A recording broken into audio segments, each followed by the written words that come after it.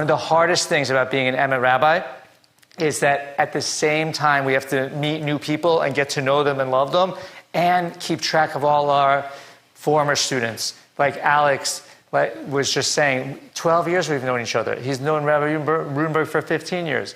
It's amazing. So we meet the new students and we stay with them. We definitely expand ourselves, and it's really amazing.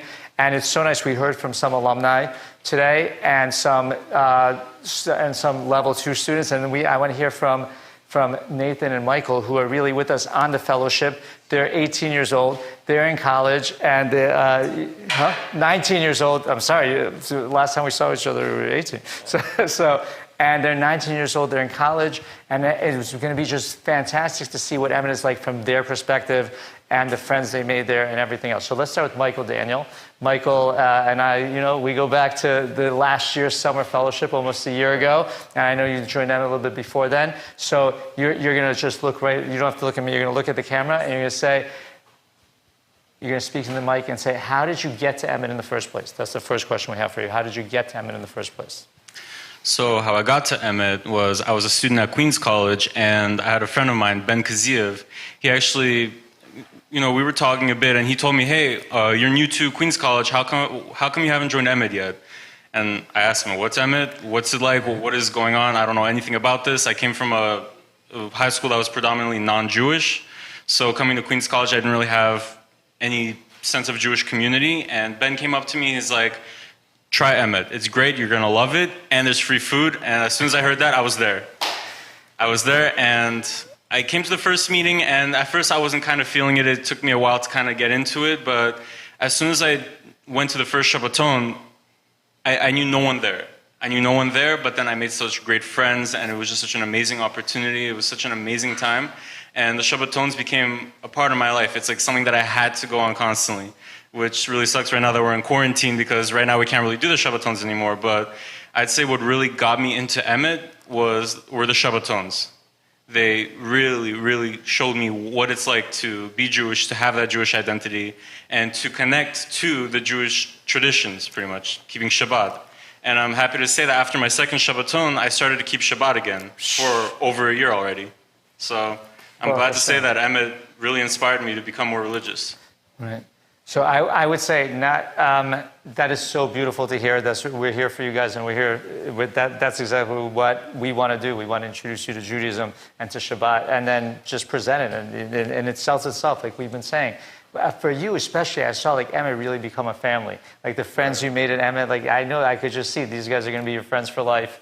And it's really amazing. If you were to describe in a sentence or two your life before Emet and after Emet, how would you encapsulate that into a sentence, if we could do that? So my life before Emet, I'd say, so again, I came from a non-Jewish high school. Most of the people there were either completely not Jewish, and a lot of them were actually anti-Semitic. And me being in that environment for 4 years really took its toll. I came into Queens College not really caring about Judaism, not really, I hate to say, but I wasn't really a big fan of it. And I just came in, I was like, okay, I'm going to go through Queens College, I'm going to get my degree, I'm going to leave.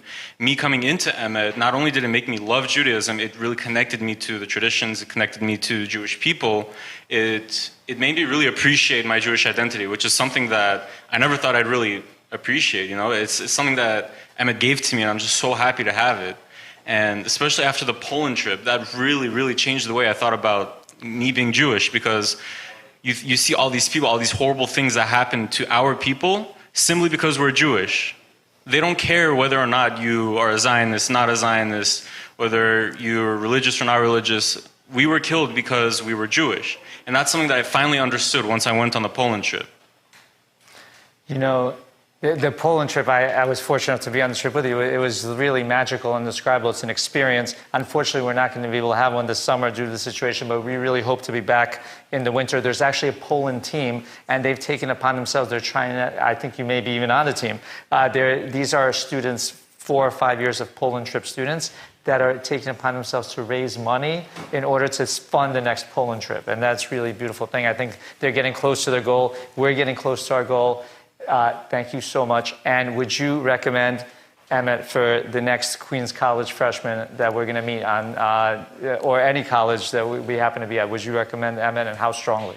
I highly recommend Emmett to any Jewish student who's just coming into college, or whether you're already in college for a while but you've never really been to Emmett. I recommend it to everyone.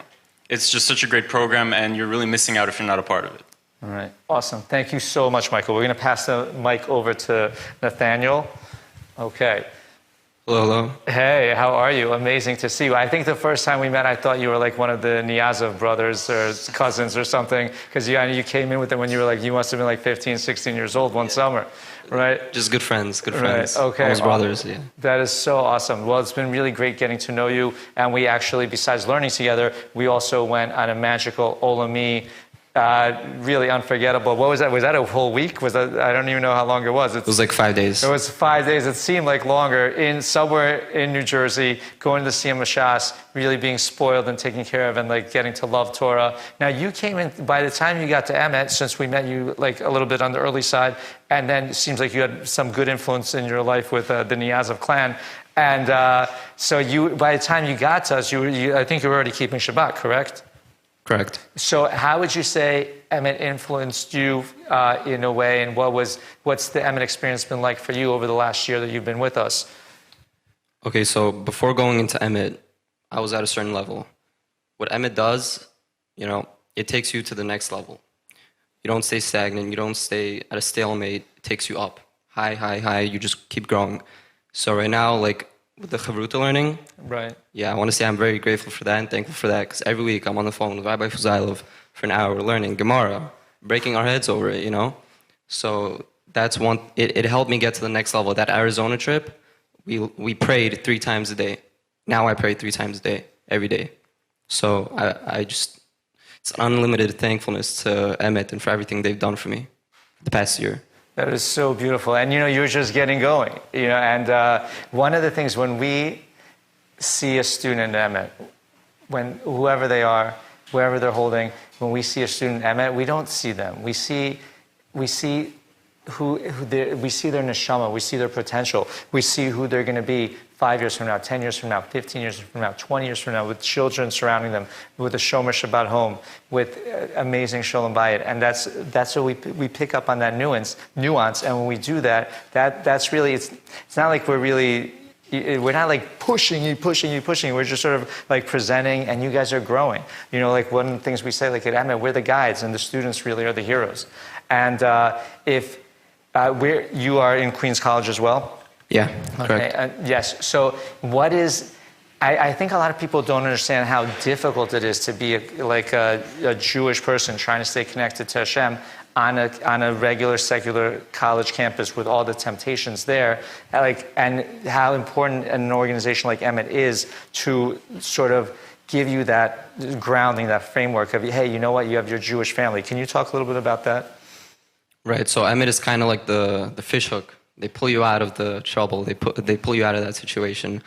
Of course, being at a secular college campus, whatever environment it is, secular public school, it's definitely hard.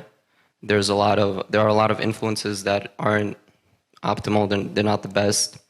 So what I want to say is that Emmett, with all their weekly meetings, with everything they do, getting students to come, it inspires students on a weekly basis, more than one day a week, a few times a week actually. And I think that's what really keeps the students growing, and it keeps them away from the bad influences at school, or at college, at campus, whatever it is, no matter how long they're there, no matter how many classes they take. I see people that have homework, endless amounts of homework, endless amounts of classes, so many credits per semester, but they still come every week to the classes.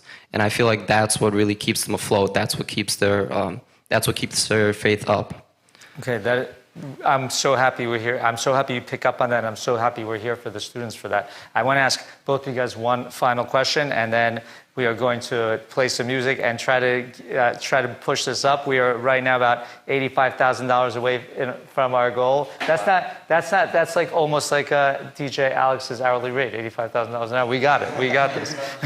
So I want to ask you guys a question. When the pandemic started, when Corona started, and you saw Emmett, besides all the difference, we're talking about Emmett. I don't like to always talk about Emmett, but here, this is the Emmett Outreach Show, so we're talking about Emmett. So when you saw us switch to the Zoom, and what was that like for you when you saw we were still there? You know, pandemic started, classes ended, Baker Reel was closed and locked. What was that connection like for you during that time? I mean, I would like to hear what you have to say. So I was just in shock. I was in awe at how quickly Emmett adapted to the situation, switching over to Zoom. You know, it's not very easy. You know, you're at home, you're in your home, you have kids, and teaching, whatever it is. You know, it's definitely not easy switching over. So I think it's really amazing that everyone just had so much ease with it, and they keep doing it. They didn't just, like, they started and pursuing it all the way till the very end. And I don't know, that's what the shock was to me, that it switched over so quickly. Sure, there is no food, but you know, what a shocker, everyone still comes. You know, no food, but people still come. So it quickly became about the Torah, about focus quickly shifted over to the Torah, shifted over to growing. It wasn't about the food anymore. It wasn't about all those, whatever entices you to come. It wasn't about that anymore. It was purely about just growing now. And that's what you see with the Zoom calls. You're at home. There's no, you know, Chinese food. You're at home, you know. So, and the fact that you still go, you're still there for the classes. You're still learning. That's what's amazing. Beautiful. That is Lishma. That's so gorgeous. I'm so happy we were there for you guys, and you guys were there for us. You know, obviously we're home with our families, but just we are so connected to you, and to be able to still learn and continue learning during the pandemic was amazing. And we had some great sessions. It was Baruch Hashem. It really was. Okay, Michael, what do you say when you saw that all of a sudden you get that, hey, we're not at Bake Real, we're on Zoom this week. What was that like for you? So the transition to Zoom was definitely, it's not ideal to go from meeting people in person, studying Torah in person, to going to Zoom, but I feel like Emmett handled it very well. It was a very smooth transition. We did it, and I believe we have lectures almost every day at this point. Many. Right, We actually, we had a lot of lectures. In many ways, we were able to reach more students because alumni, because it's just, you know, we didn't have to travel anywhere. Everyone's right there. Right, so people from the comfort of their own homes, they can already go to the Emmett meetings, and the great thing about it is that you still have the huge turnout. You still have the huge turnout that you do at Bet Gavriel or any other synagogue that we usually go to when we meet in person. But now we have to transition to just doing it online for God knows how long. And the way Emmett handled it, I feel like it couldn't have been done better because everyone's still engaged in the learning. We still have our separate groups. Everything's still going really smoothly, and we still grow. We still learn. There's no free food. We have babulas cooking instead, but we still get to have the Emmett experience. The real purpose of Emmett is still there.